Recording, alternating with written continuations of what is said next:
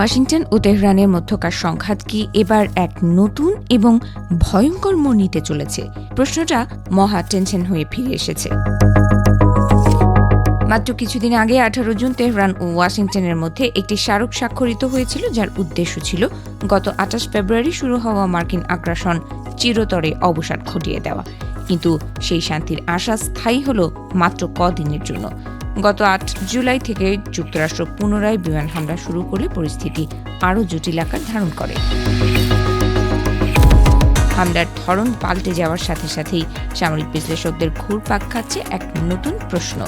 এতদিন হামলাগুলো কেবল উপসাগরীয় রাডার, বিমান প্রতিরক্ষা ব্যবস্থা এবং নৌবাহিনীর ওপর সীমাবদ্ধ থাকলেও সাম্প্রতিক দিনগুলোতে বন্দর, রেলওয়ে, সেতু এবং সাউদার্ন ইরানের সাঁজোয়া বাহিনীগুলোকেও টার্গেট করা হচ্ছে।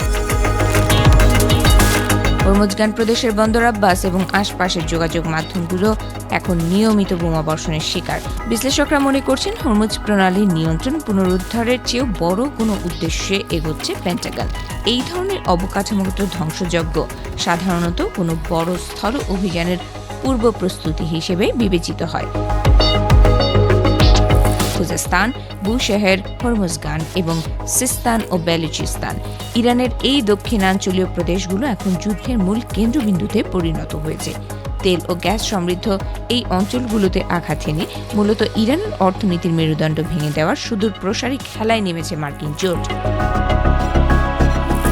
লেবাননের বিশিষ্ট সাংবাদিক ও বিশ্লেষক আলী ফেনেইশ মনে করছেন, ইরান এখানে দ্বিমুখী নীতি নিয়ে এগোচ্ছে।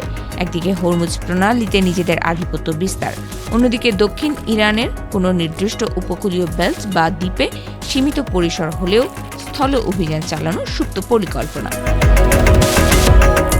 ইরাক 2003 সালের যুদ্ধের স্মৃতি রোমন্থন করে বিশ্লেষকরা বলছেন, বর্তমান যে প্রায় 50,000 মার্কিন সেনা পুরো মধ্যপ্রাচ্যে মোতায়েন রয়েছে তা একটি পূর্ণাঙ্গ ইরানি আক্রমণের জন্য একেবারেই অপ্রতুল।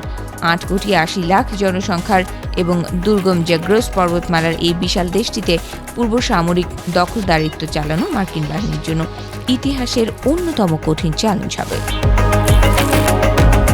তবে বড় মাপের আক্রমণের সম্ভাবনা কম থাকলেও সীমিত পরিসরে কোনো আকস্মিক ইনকারশন বা উপকূলীয় অভিযানের আশঙ্কা পুরোপুরি উড়িয়ে দিচ্ছেন না কৌশলগত বিশেষজ্ঞরা।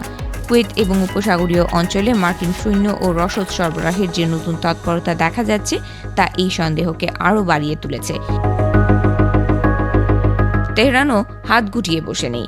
ইরানের গার্ড এবং দেশটির নিয়মিত সেনাবাহিনী ইতোমধ্যে মার্কিন ঘাঁটির ওপর ড্রোন ও ব্যালিস্টিক ক্ষেপণাস্ত্রের মাধ্যমে কঠোর প্রতিশোধ নিতে শুরু করেছে। জর্ডান ও কুয়েতে মার্কিন ঘাঁটিতে আঘাত হেনে তেহরান স্পষ্ট বার্তা দিয়ে দিয়েছে যে তারা যে কোনো পরিস্থিতির জন্য প্রস্তুত। ইরানি রাষ্ট্রদূত ও শীর্ষস্থানীয় কর্মকর্তারা স্পষ্ট ভাষায় জানিয়ে দিয়েছেন, মার্কিন সেনারা যদি ভুল করে ইরানের মাটিতে পা রাখে তবে এই যুদ্ধ হবে তাদের জন্য এক মহা বিপর্যয়। তেহরানের হুঙ্কার, আমরা তাদের জন্য অপেক্ষা করছি, পুরো অঞ্চলের আকাশ বাতাসকে আরও ভারী করে তুলেছে।